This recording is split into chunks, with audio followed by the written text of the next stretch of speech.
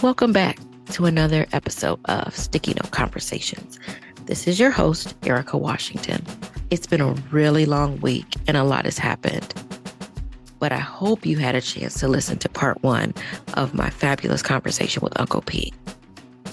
Now get ready for part 2, where we dig just a little bit deeper. And I hope you enjoyed this conversation as much as I did.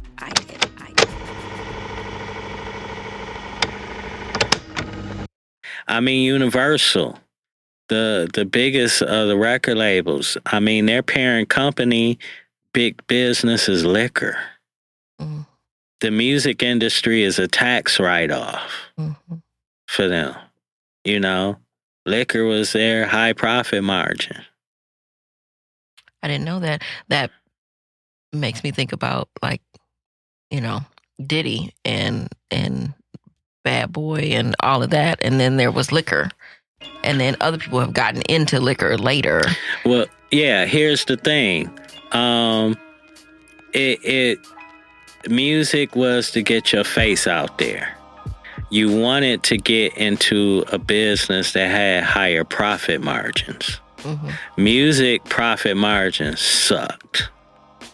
Liquor profit margins can be through the roof. Right. Clothing can be through the roof. Fragrances can be through the roof.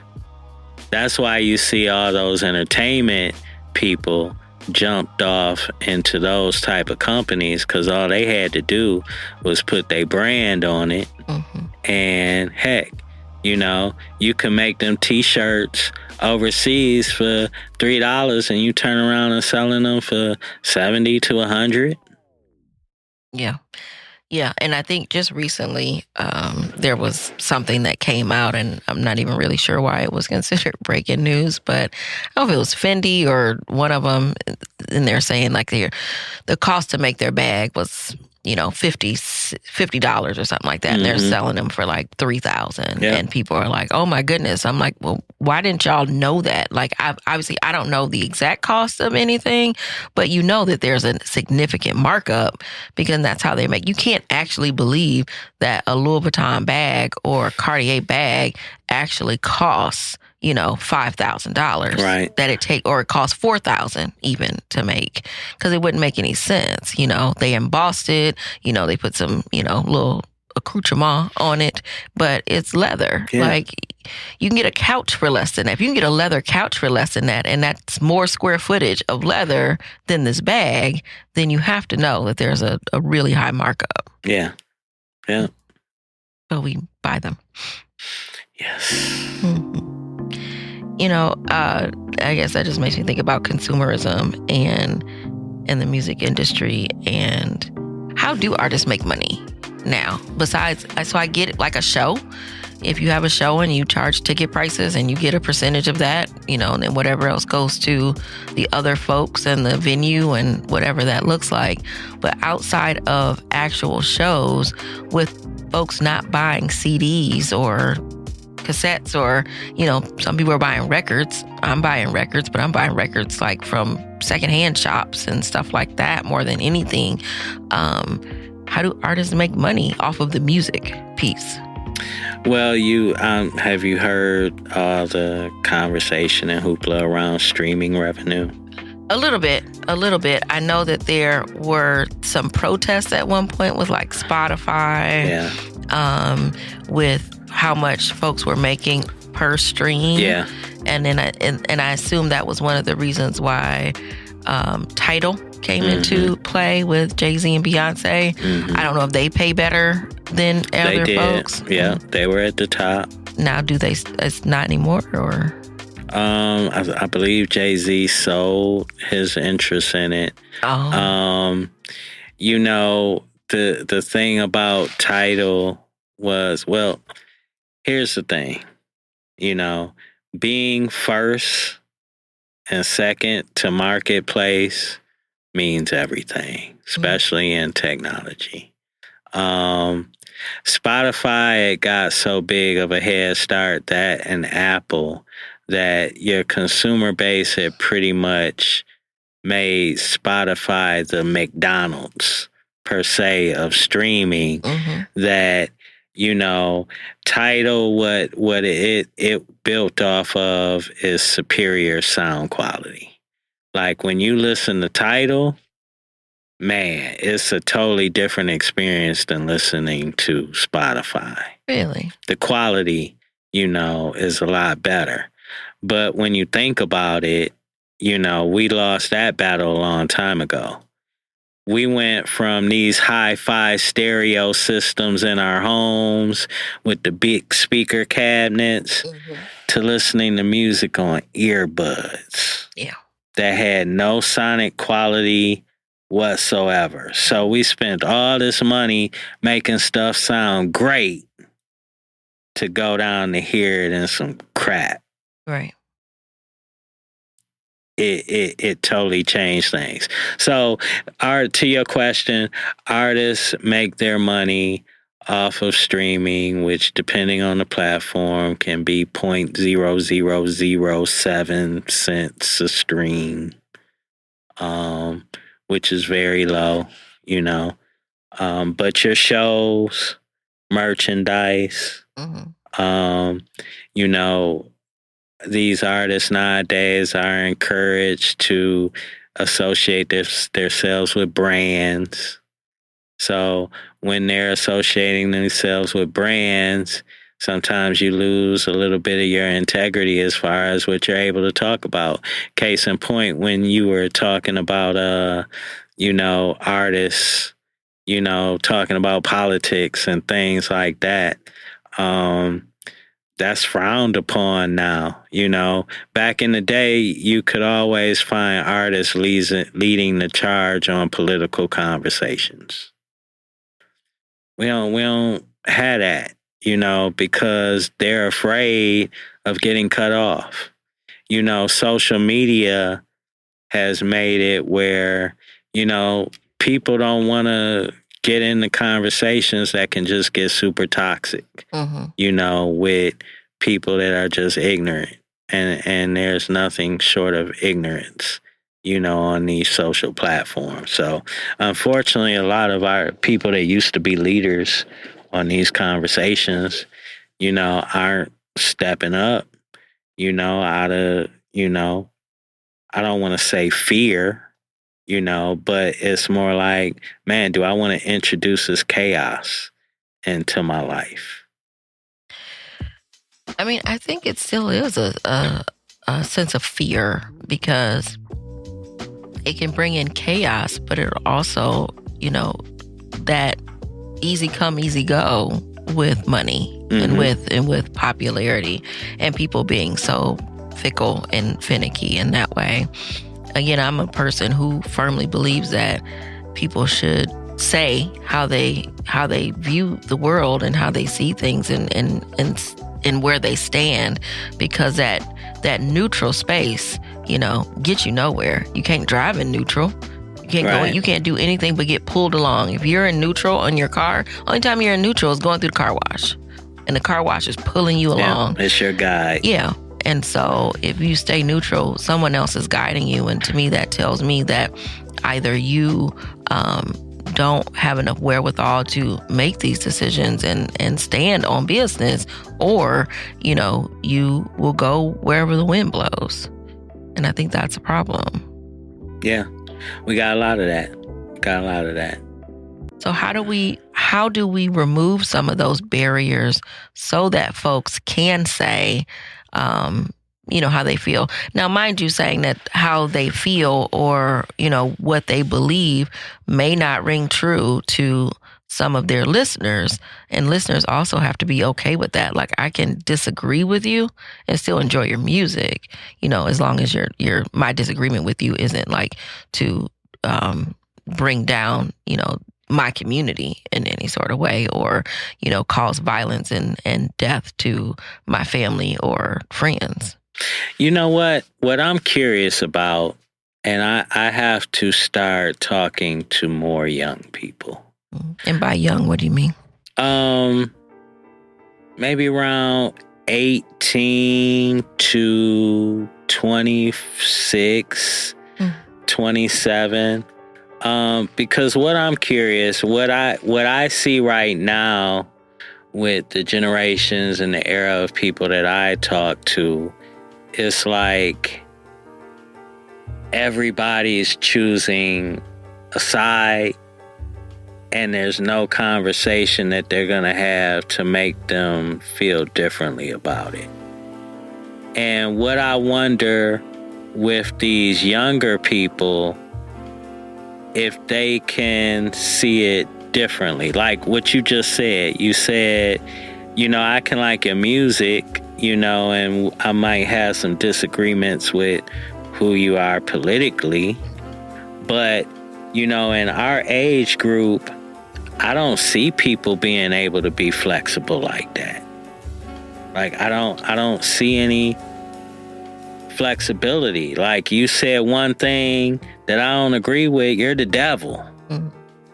Like, and I might have just been having a good time with you. Mm-hmm. It's like our group seems to be so judgmental that we can't agree to disagree on much. So I think about, and I've brought her up before on past podcasts, and I'm certainly not picking on Sexy Red.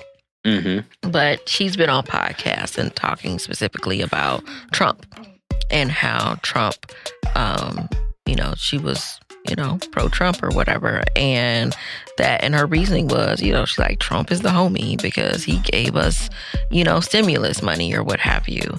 Like, you can be a Trumper if that's, if you're pro-Trump, but there's also like facts versus fiction. And so because it's not an actual true statement that he was the reason why we got stimulus checks during the pandemic. And so then regurgitating false information to a crowd that may not be listening to, Rachel Maddow or Joy-Ann Reid or something like that, puts folks in positions of disseminating information that is false news to folks who can be gullible and also just unaware of what's happening. And then they go off of what they've heard because they are fans and they follow that.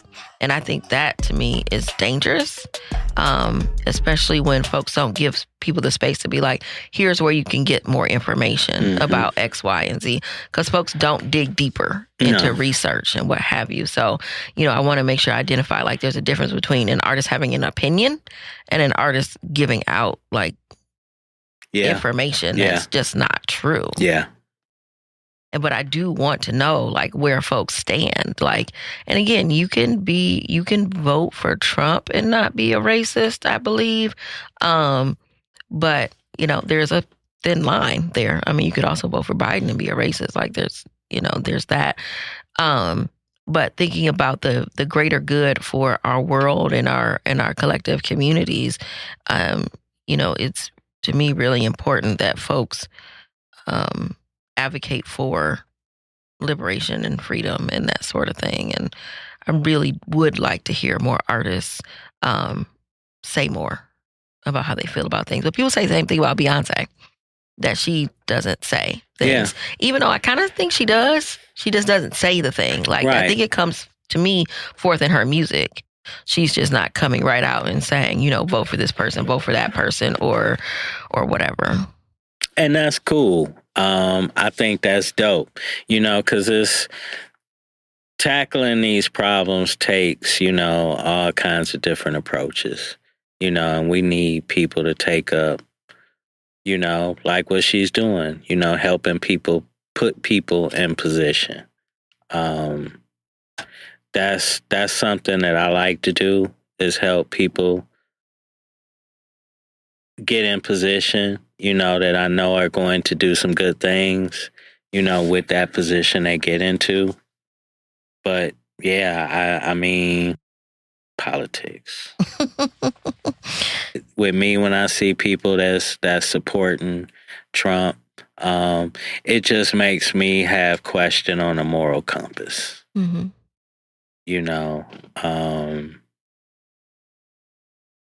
It's fascinating how some people's only argument revolves around money.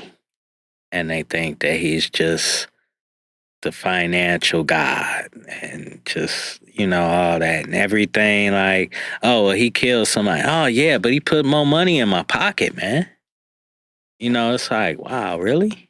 Okay.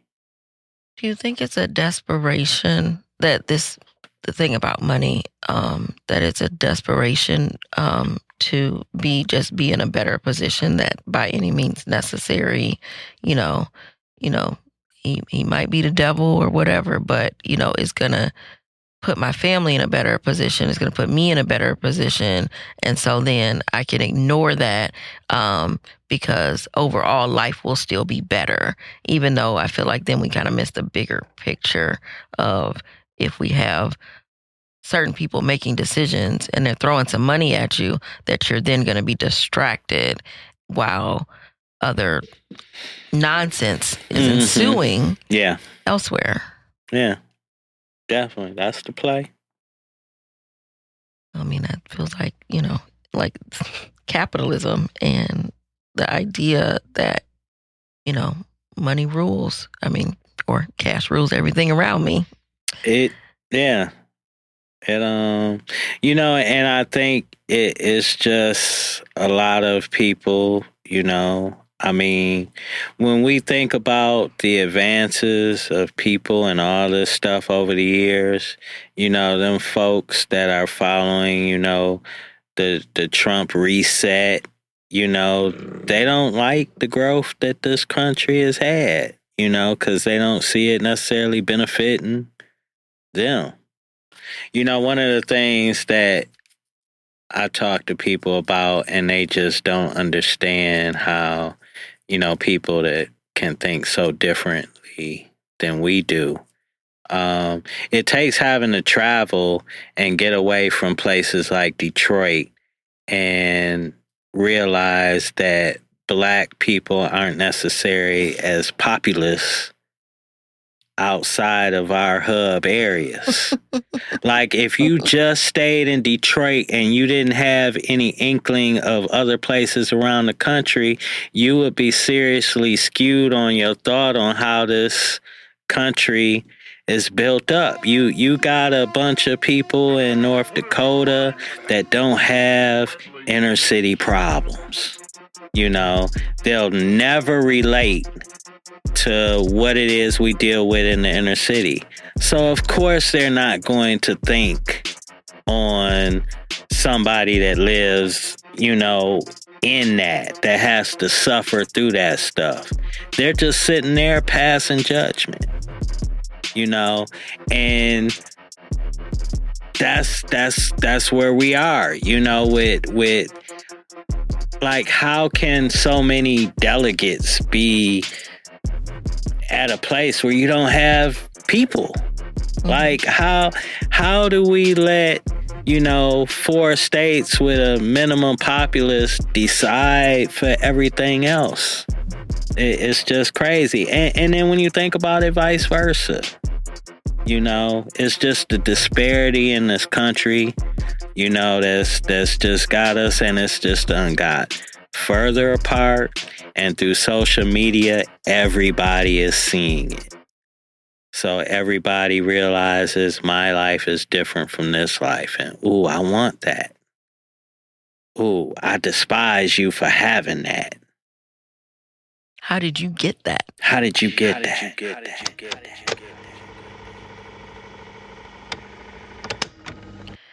I've spent some time in West Virginia. And then I spent some time in Kentucky, in rural areas.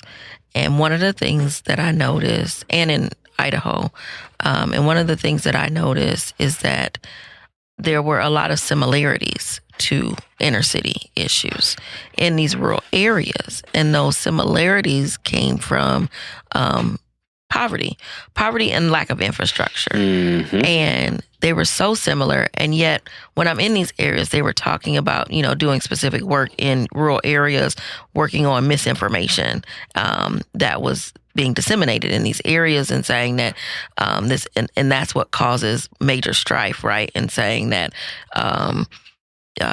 Hispanics are taking our jobs and Black people are lazy and they're taking jobs or whatever. I don't know how we're lazy and taking jobs, but, but at the same time we are. And so, because when it comes down to it, everybody needs somebody else to blame for something, and everyone needs somebody else to look down on. Like, someone has to be worse off, because if you realize you're the worstest at the bottom, right? If you are completely at the bottom, like, what do you have? Right. Like, whose neck are you going to stand on so you can move up? And realizing that most of us are in the same position, which is the bottom.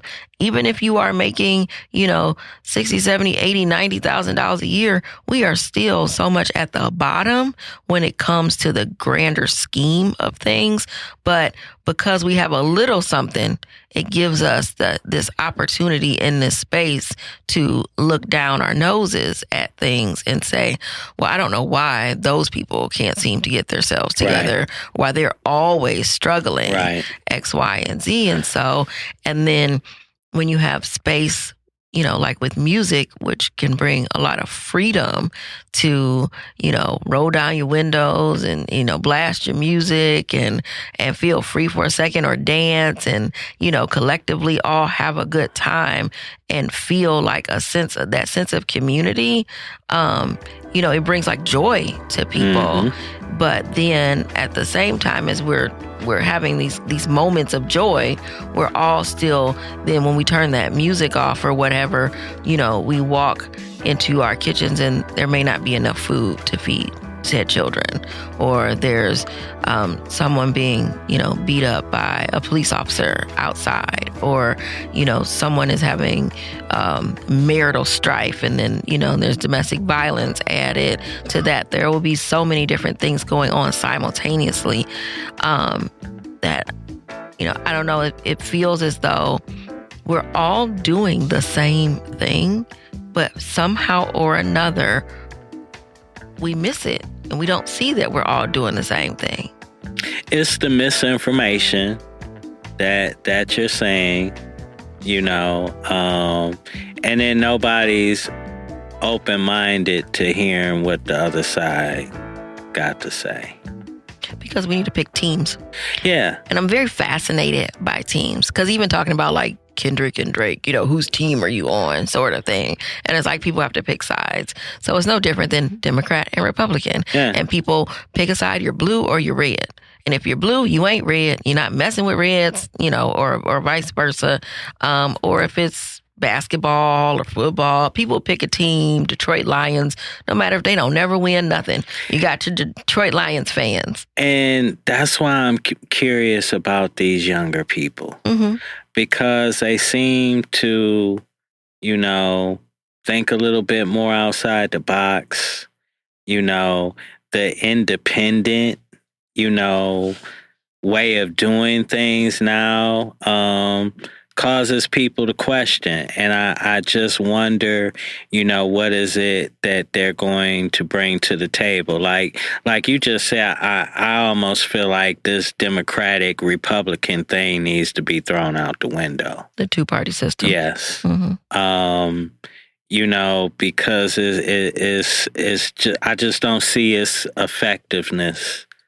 Now we're painting too wide of paint strokes here, and I like you said, with these teams, I just wonder if these kids are going to be able to be like, you know what, I don't like them, but I like XYZ about this.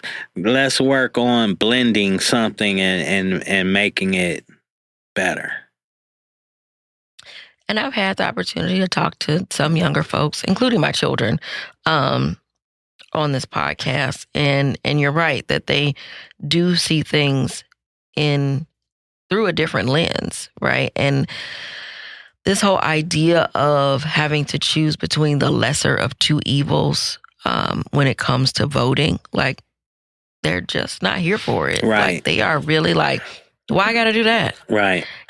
And One of my children said, they felt really like duped by the idea of this promise of if you do well in school and you go to college, that you're going to be able to have things and do things. And she's like, I don't know that I'm getting ready to have anything right now.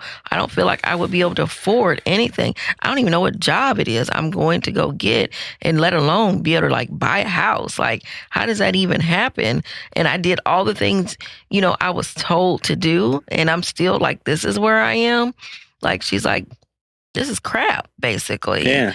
So that idea of talking to young folks, especially new voters, is, I think, a part of the struggle that we have. The folks who do this work with me or alongside me in other states, is you're talking to young folks who have this mental capacity that is so big, and they're seeing so much. They see what's happening in Palestine and Israel. They see what's happening global. Yes, they see what's happening in Europe and in Africa and in the Congo, that sort of thing. And they have questions that are not being answered, and they don't understand why. And I think as adults, we've gotten to the point of maybe even being a little bit of like just passive with it, because like, oh, here we go again with something else, right? And so they're like, but no. And it's like, well, and I'm like, okay, you have to vote. And they're like, I don't like neither one of them. I'm like, well, you got to pick one. And they're like, no, I don't. I don't. Right. Who says? Right. And I'm like, well, if you don't, then, we could end up with the wrong one. And she's like, they're both the wrong one. And I'm like, well, is there one that's wrong? Right. Is one going to put us in more detriment than the other? And thinking about it that way.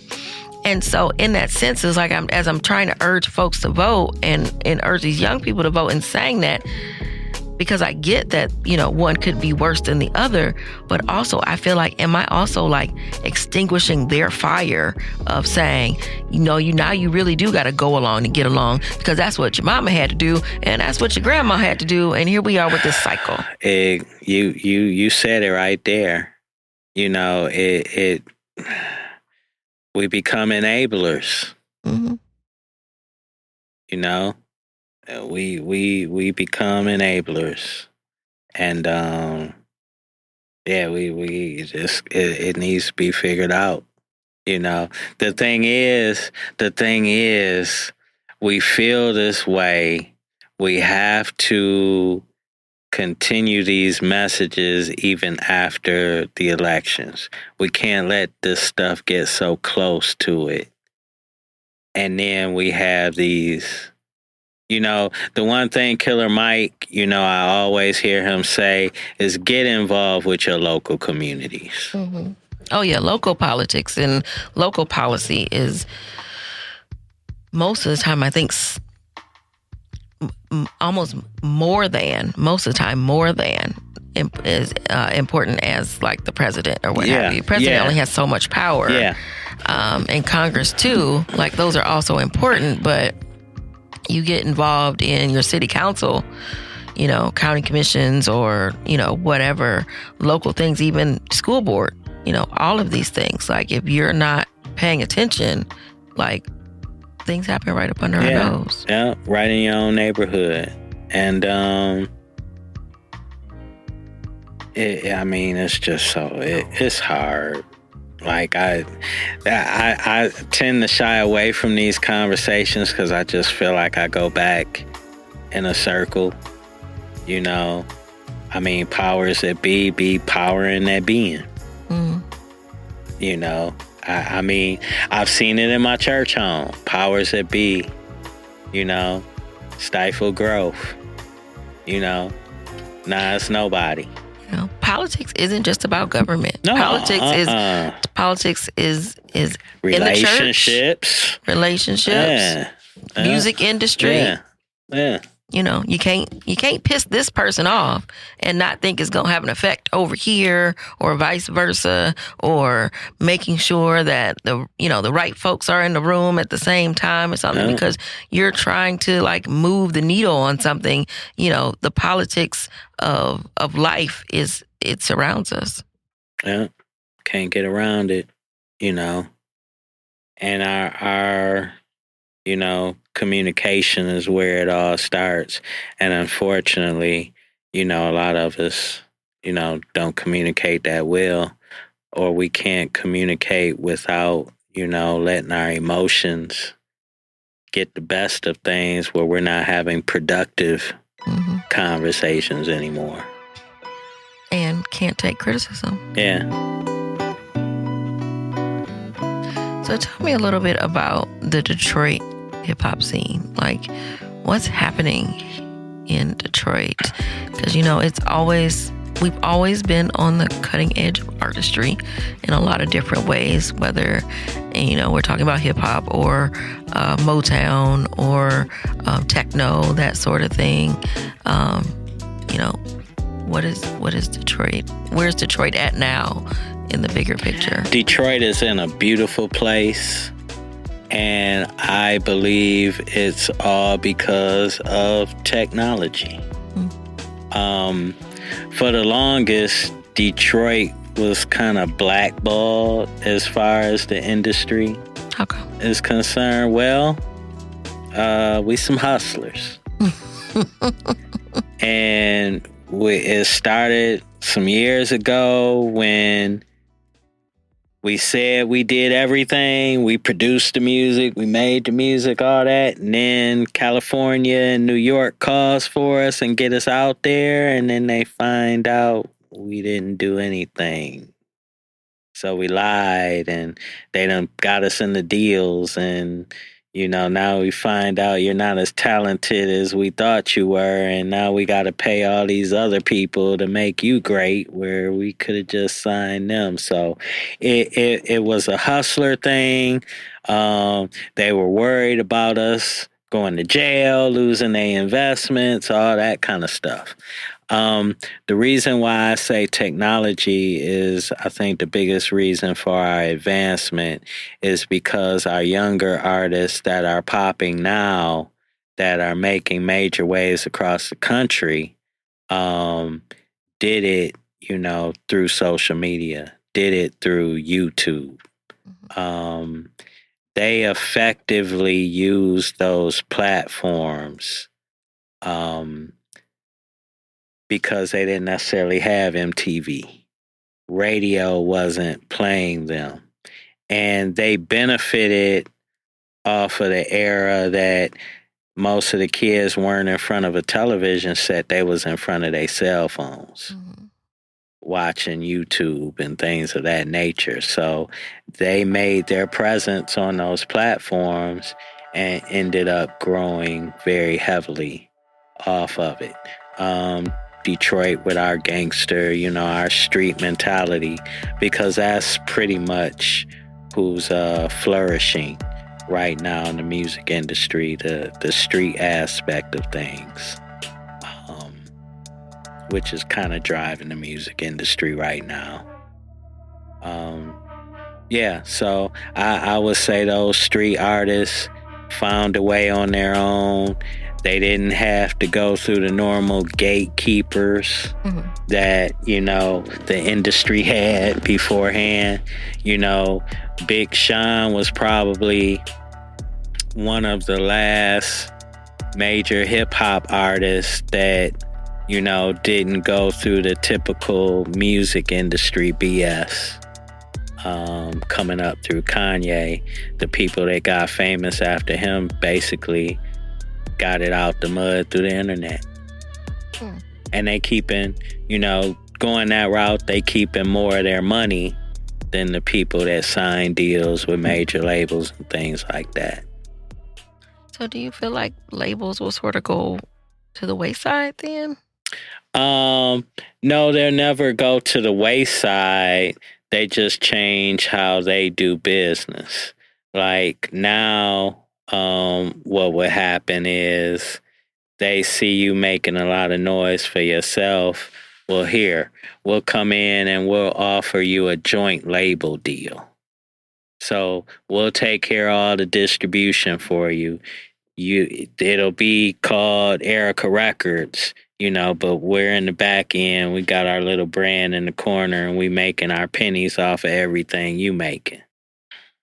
So I have a question about like masters. I've seen before where there have been fights with artists around retaining their masters, but I don't really know that I understand what that means. I know like Taylor Swift like re-recorded all of her stuff so that it could then be hers. And I didn't really know the background of it. I know that Prince was like the first one that I remember was like him making this big protest around saying that, he wasn't going to perform anymore as Prince because he was, tied to these contracts and masters. And like I said earlier, like George Michael, like all that was happening around the same time. But there never seemed to be a groundswell of like support for these artists when they were happening. Because I remember when Prince did it, they're like, oh, he's being weird because he's got his little symbol or what have you. Like people weren't seeing the big picture. Same with George Michael, because he talks about it in his documentary about people not. He didn't have the support he thought he would get from other artists or what have you, and so, but there still seems to be like this desire that you want to hold on to your masters, but. Is there a community support there where people are supportive with each other of saying, yeah, we all think that everybody should get what they deserve? Here's the key to it, and here's also why these Detroit artists are becoming more successful. Basically, the conversation around masters is basically who paid for the recording. That's all your masters are. If you came to Gypsyland Studio and you paid for your own studio time, Erika owns those masters. Back in the day, artists didn't have any investment into themselves. Artists couldn't afford the hourly rate to go into these $500,000 studios. So the record label paid for the studio time. Now here's the key. They was just paying themselves. Right, because they own the studios. Right. But they wrote that in the spreadsheet. Your studio time cost XYZ. So that conversation is as simple as who paid for the recordings. Now with the recording process being a lot more inexpensive and you're able to do it yourself, you own your own masters. So basically, I come from the standpoint, any artist that I'm consulting or I'm trying to help out, I'm like, no, we don't let people pay for our material. This is our bread and butter. If we're signing this away, we don't have much. And those are the artists, that their masters belong to somebody else. That's why they're pretty much in the poorhouse. Now, it's rotten because, in the recoupment money, the money that you're taking out of each sale, that record label, is supposed to be going to paying off the recording costs. Sometimes that recording cost has been paid over tenfold. They still own your masters. Prince was trying to get his masters back because they've been paid for time over. But unfortunately, the contract says otherwise. I feel like that was probably part of like the biggest hustle of the music industry. That and the publishing part of it, because Publishing is the money that you get when your music is performed publicly. Mm-hmm. So in the on the radio, streaming, when you go into a restaurant, you hear music. All that is supposed to be a part of your publishing income as well. So what would happen is when you signed your record deal, the record company would be like, here, we're going to give you $50,000 and we own your publishing. Okay. So we gave you that 50 grand, but we're going to put another 50 grand into it for radio push. Now we done blew it up so hard on radio, we in the green, we in the black. Mm-hmm. We done made that money and more money 10 times over. So an artist today, but you said a lot of them are making more money. Is it because they have access to their own masters and their publishing? So that money that's coming in goes to them. Mm-hmm. It doesn't go to a record label or a publisher first. Mm-hmm. Now, you may still want to use a publisher to administer your rights and do your collections. So you would sign an agreement with that publisher for 15% of whatever they collect, which is a good deal. Because collecting money from publishing is a whole nother business on its own. And if you don't have the relationships there, you could very well be leaving money on the table. So it's a good partnership to have. You rather have 85% of something doing well than 100% of something that ain't doing jack. So this is why artists need like strong teams, because you need somebody who can do all of these different things. Who understands. Mm-hmm. A manager is the person that's supposed to bring your team together. Mm-hmm. Your booking agent, your publicist, your attorney, your business manager, your road manager, everybody that plays a part. Your main manager is the person that's supposed to organize them, stay on the same page.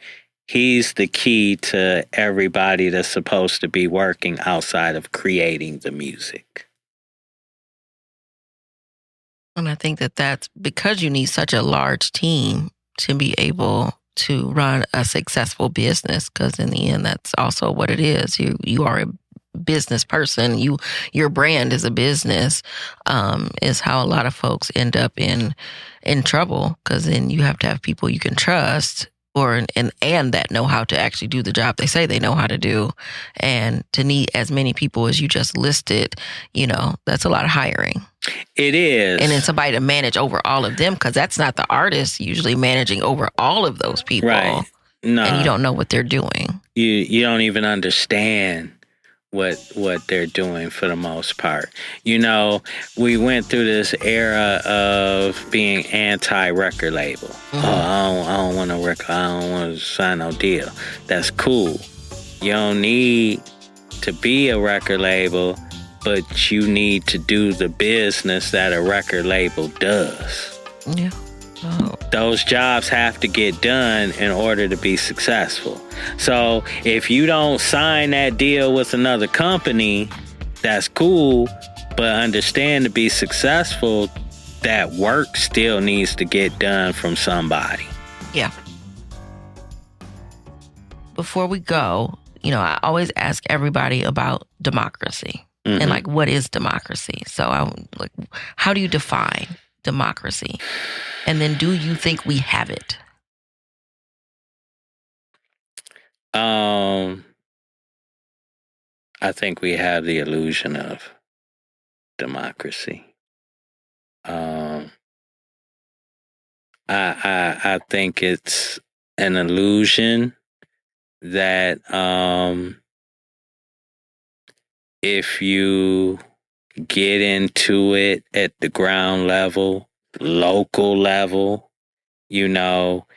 you can really get an idea of how it's supposed to work. You can actually see your efforts, make some type of impact or feel like they're making some type of impact. But it is, I do a lot of studying, and I just feel like most of this stuff is smoke and mirrors. And, I just find my way to maneuver through it. So how are you feeling about the upcoming election? The upcoming election, I feel like, we about to go through another cycle. I feel like, a lot of people have just gotten disinterested. I think we have a generation of people now that, don't have an understanding or even a belief of how much worse things can get.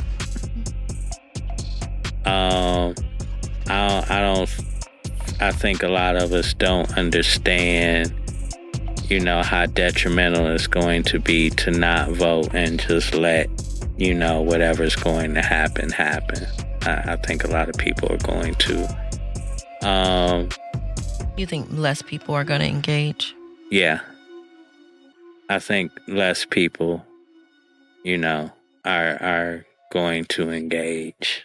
Do you think less Black people are going to engage? Less Black men specifically? Is there any of the conversations that you've had with other Black men? Yeah, I mean, a lot of them just, I don't give, they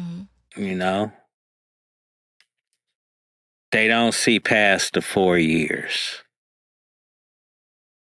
We just had to hunker down like we always do for 4 years. So it's more of we're used to the struggle. And we're used to the cycle. There's another storm, and we just got to do what we got to do, which just feels reactionary. Very. I mean, but yeah, it is. How do we get to a space of proactiveness? Man, I don't have good outcomes to these kind of conversations. I don't want to say I've lost hope. But is that how you feel? I don't want to say that.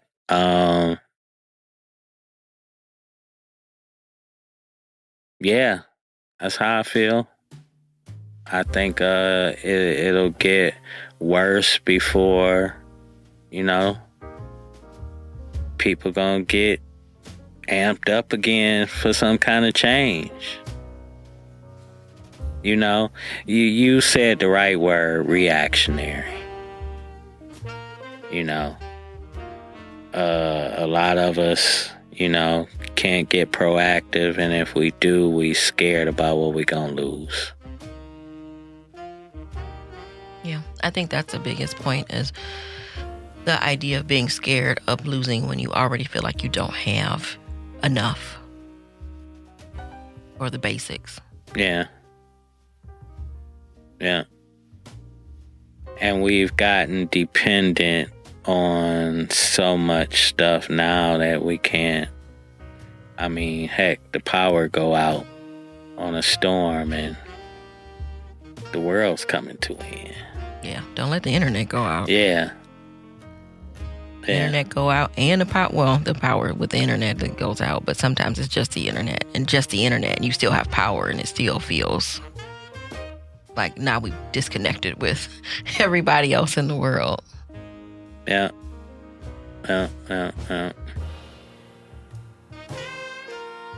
So, before we go, I do want to ask you, I know a lot has changed in this industry since you started, and since you first fell in love with hip-hop through the movie Breakin'. What keeps you going, and what keeps you interested and what keeps you in love with the work? Well, I mean, if I'm being honest, like for the last year, I've been trying to figure out if I still love it. It's something that's always guided me, you know. It's always given me something to do. And I was passionate about it. Now, you know, it's just so much more about it that's not about the music. That's just kind of takes the fun out of it for me. Like, artists pretty much have to be content creators now. Mm-hmm. You know, those are two totally different things. You know, being a successful content creator, you know, takes a different kind of skill set, you know, on there. So it's just taking it, you know, in another direction, and it's not as fun. But what I do love is hearing different music from out the norm, whether it's how the production of it sounds, you know, whether it's, you know, the voice, the vocal arrangement, stuff like that. Yeah, I find myself more so just wanting to be a fan and not think of much about the business aspect of it. You think you might want to do something different? Yeah. Yeah. If you could be doing anything in the world, what would you be doing?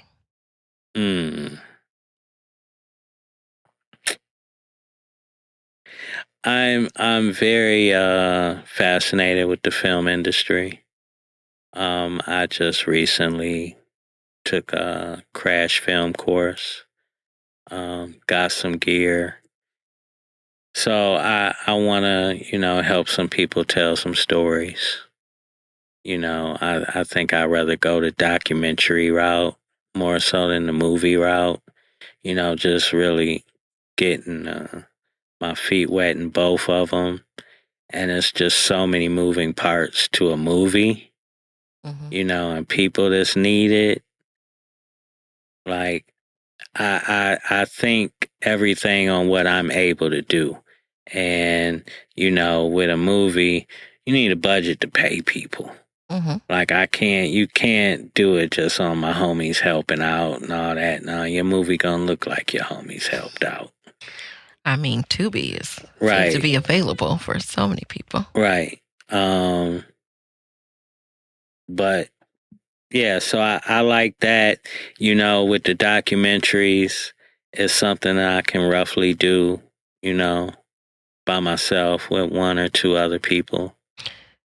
Any particular, like, types of stories you're wanting to tell? You know, I really can't say. It is all I can say is it's definitely going to have to be things that resonate and touch me. The one thing about me is I have a hard time doing stuff that I don't want to do. And I'm sure that's everybody, you know, but I will find a way to do what I want to do before I sit up here and had to do something I don't want to. You know, I think that is true, especially with age. I think at some point, even as, you know, toddlers, there's stuff we don't want to do. You get mad about it, right? But then we get to a place of having to do the things that are necessary and not necessarily the things we want to do. And then you start to get to a certain age where you are less likely to want to suffer fools and have to just do the go along to get along. You know, you're ready for that next thing. And some people say it's, you know, after you turn 40 or after you turn 50, that then it's just like you you give less focus, basically. Yeah. And you're like, these are things I want to do. And so I think that's that really like beautiful stage of life where we have, you know, in all intents and purposes, probably paid our dues in a lot of ways. And now it's time to do something that really, really interests us. If we can't do that from the beginning. Mm-hmm. And I think that is one of the things about the younger generation when you talk to them is that they're interested in doing those things then. No. Like, yeah, they don't want to work for a living. They want to live, you know, make some money so they can pay bills, but that's not their work. Right. And that's not how I was raised. Right. And most of us grew up where, you know, you worked 40 hours a week. Like, that's what you did. Yeah. Like, because that's how you have a life, not I'll work as little as possible to make some money so then I can go and live. Like, the living sort of thing was kind of off to the side. It was kind of auxiliary to like have the space to take vacations and do stuff like that. And I remember thinking, especially as a young girl, like I thought, you know, that was the dream, was to work 50, 60 hours a week because, you know, I'm watching these movies in the 80s, mind you. So Baby Boom, Secret of My Success, like people they had these corporate jobs, they lived in these nice places, and you know, they all talk about how much they worked, and I was like, well, that's what I want to do. Right. And now I'm like, that is kind of silly. Right. A little silly. Silly. Yeah. So, you know, this is the time, I think, in the space for you to explore whatever life brings you and whatever your heart's desire, so that you can feel like you're actually living a fulfilled life. I think that's really important. And I certainly believe that that's a part of like democracy. Like we can't have democracy if people, you know, don't have access to all the things that they need to live their best glow up. Right. And I guess that's why I get depressed about the conversation altogether. Because it's like, okay, where's the silver lining at? I wonder if we have to just make our own silver linings. Yes. And that's what I've always tried to do. But it's like, all right, you don't want to just do it for yourself. You want to try and bring other people with you. So what does that look like? And then, hey, I guess it takes enough of us doing that, you know, to come up with these bigger solutions. Yeah, and I think that's how we create community. Because hopefully if we're all trying to find our own silver linings, that somehow or another they match up in this puzzle piece. Crossover. Well, I'd like to thank you, Uncle P, for joining me on Sticky Note Conversations. I think I've enjoyed this conversation. I have too. Immensely. And I'm really glad we were able to do it, and especially able to do it here in person, because it's not often that I'm actually in person with people either. So last couple have been, but for the most part, you know, sometimes we're on Zoom because life is busy. Life be lifing. Life be lifing. But when we get a chance to like sit still and actually have the deeper conversations, like that was the purpose of the podcast in the first place, was to have these longer conversations and not just short little sound bites, quick hits, right? Yeah, where you miss so much about people, and we can learn a little bit more about folks we don't know. So folks learned quite a bit about you, as well as I did. Thank you for having me. It's been awesome. I'm a fan. I think you have an amazing production, and I am thankful to be a part of it. I think I have a amazing producer, and this is an amazing opportunity for all of us. And so if you have any thoughts, questions, concerns, you want to be on an episode of Sticky Note Conversations, please send me an email at stickynote@makeitworknevada.org. Again, stickynote@makeitworknevada.org. And until next time, I hope you enjoyed this conversation as much as I did. Thanks for listening. Thanks for listening to Sticky Note Conversations with Erika Washington. Hosted and executively produced by Erika Washington, with music, mixing, and editing by Black Gypsy LLC. Special thanks to KUNV 91.5 in Las Vegas. This show is powered by Make It Work Nevada, a project of Tides Advocacy.